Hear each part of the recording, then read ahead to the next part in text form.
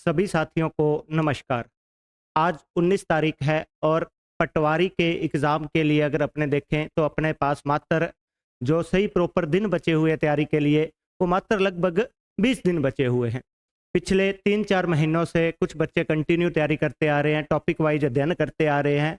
अब उसी तैयारी को अंतिम अंजाम देने के लिए, मैथ व रीज़निंग पर अंतिम प्रहार करने के लिए मैं आपके लिए एक स्पेशल टेस्ट सीरीज लेके आया हुआ हूँ। बच्चों ने कहा कि सर हमने तैयारी तो बहुत कर ली, अब हम चाहते हैं कि कुछ 10 दिनों के अंदर हमारा क्या हो जाए, रिवीजन हो जाए। उसके लिए आप मैथ रीजनिंग के लिए कुछ इंस्टेंट कोई टेस्ट वगैरह या फिर कोई ऐसा हो जिससे एक एक टेस्ट में एक एक टॉपिक कंप्लीट हो जाए, तो उस हिसाब से मैं एक टेस्ट कंडक्ट करवाने जा रहा हूँ। टेस्ट सीरीज का नाम रहेगा विजयी भव। जैसे कि आपको पता है अंतिम प्रहार है और इसमें अपने को क्या होना है, विजयी होना है। तो उसके लिए विजयी भव टेस्ट सीरीज लॉन्च की गई है। क्या खास रहेगा इस टेस्ट सीरीज में और इसका सबसे बड़ा क्या फायदा है कि ये सभी विद्यार्थियों के लिए क्या रहेगी, निशुल्क रहेगी। सूरतगढ़ में रहने वाला कोई भी विद्यार्थी है जो पटवार के रिलेटेड तैयारी कर रहा है, उनके लिए यह टेस्ट सीरीज बिल्कुल निशुल्क रहने वाली है। चाहे वो अपनी संस्था से जुड़ा हुआ है या वो किसी भी संस्था से जुड़ा हुआ हो, वो अपनी टेस्ट सीरीज यहाँ ज्वाइन कर सकता है, बिल्कुल निशुल्क रहेगी। इसके लिए क्या प्रोसेस रहेगा, कैसे ये निशुल्क रहने वाली है, इन सारी बातों के बारे में अभी अपने चर्चा करने वाले हैं। तो स्पेशल रीजनिंग और गणित की ये टेस्ट सीरीज रहने वाली है। कुल 9 टेस्ट होंगे जिनके माध्यम से संपूर्ण आपको क्या करवाया जाएगा, सिलेबस करवाया जाएगा। परीक्षा पैटर्न पर आधारित होगा। 2020 से पहले परीक्षा पैटर्न अलग था, सिलेबस अलग था। उसके बाद जो 2021 की भर्ती के लिए जो सिलेबस था उसमें जो प्रश्न आए हुए हैं उन्हीं के आधार का, उन्हीं को मेन आधार मानते हुए अपने ये टेस्ट सीरीज तैयार की गई है। ऑफलाइन जो टेस्ट रहेंगे वो ऑफलाइन रहेंगे और इनका जो सोल्यूशन रहेगा वो ऑफलाइन भी रहेगा और ऑनलाइन भी इनका क्या रहेगा, सोल्यूशन अवेलेबल रहेगा। ताकि आप क्या करो, जैसे मान लो टेस्ट किया, उस टेस्ट में लगभग जो क्वेश्चन बनाए जाएंगे वो मैं आपको बता देता हूं कि जो टेस्ट है अपने पास 45 क्वेश्चन रखे गए हैं। कितने क्वेश्चन रखे गए हैं यहाँ पर?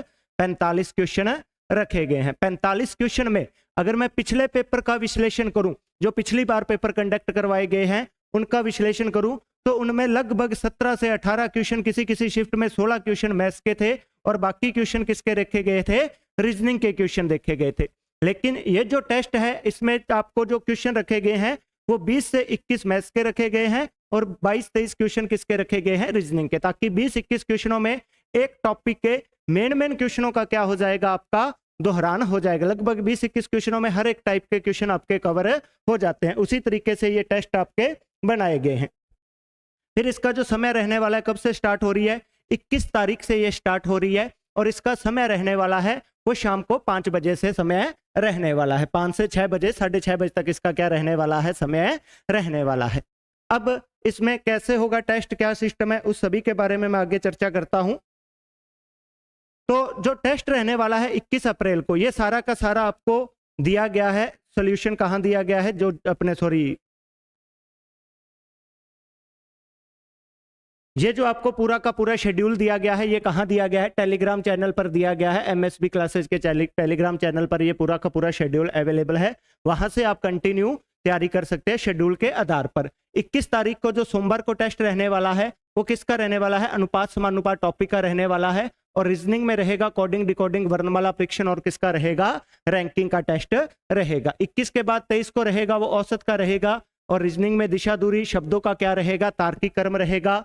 21 के बाद फिर जो आगे टेस्ट आएगा वो कब आएगा, 25 को आएगा। 25 को 2 टॉपिक रखे गए, गणितीय क्रियाएं, इनसे भी क्वेश्चन आए थे, और एक नियम, एकात्मक विधि, इनसे भी प्रश्न आते हैं। दोनों इजी टॉपिक है, ये दोनों एक साथ रख दिए। ज्यादा इसमें कुछ खास पढ़ने वाला नहीं होता, लेकिन इसी के साथ एक इंपॉर्टेंट टॉपिक रखा गया है जिसमें 5 क्वेश्चन आने की संभावना रहती है। वो कौन सा है, इनपुट, आउटपुट और वर्णमाला परीक्षण का है। ठीक है, ये है। इसके बाद 25 के बाद जो टेस्ट होगा वो कौन सा होगा, 27 को होगा प्रतिशत लुप्त संख्या व समय वर्ग का। 29 को मंगलवार को जो टेस्ट रहेगा वो साधारण ब्याज का रहेगा और किसका रहेगा, वर्गीकरण का रहेगा।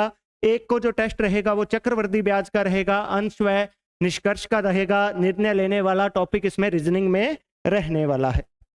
नेक्स्ट क्या है, लाभ हानि का है और इधर कौन सा आएगा, रक्त संबंध। अगर इधर कुछ टॉपिक हैवी है तो इधर आपको इजी टॉपिक रखे गए हैं। उसके बाद 5 तारीख को आएगा आपका 2D 3D क्षेत्र मिति का टेस्ट रहने वाला है। और साथ ही इनपुट का मैंने रिवीजन रख दिया, क्योंकि ये इंपॉर्टेंट टॉपिक है। अगर इससे प्रश्न बनते हैं तो 4-5 प्रश्न बन जाते हैं।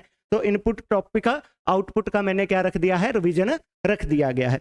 और 7 को जो टेस्ट होने वाला है वो संपूर्ण गणित का टेस्ट होने वाला है। और रीजनिंग भी क्या रहेगी, संपूर्ण रीजनिंग रहेगी।